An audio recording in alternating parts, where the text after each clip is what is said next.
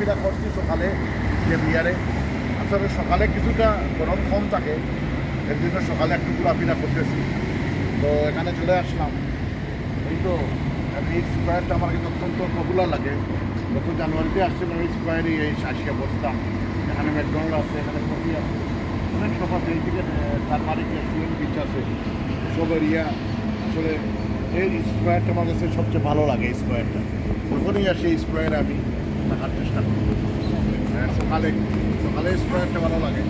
আমি বার্সেলোনার এই স্কোয়ারের নাম ম্যাকডোনাল্ড স্কোয়ার বলে থাকি। এখানে আসলাম, ম্যাকডোনাল্ডে অনেক কিছু বসলাম, কিছু সময় স্পেন্ড করলাম। এরপরে আমার সাথে যারা আছেন তারা উঠতে তো লেটও শুনবে, এরপরে তাদের সাথে মিট করলাম। কারণ আসলে অনেকেই হয়তো সকাল উঠতে পারে, আসলে আমার এই অভ্যাস নাই।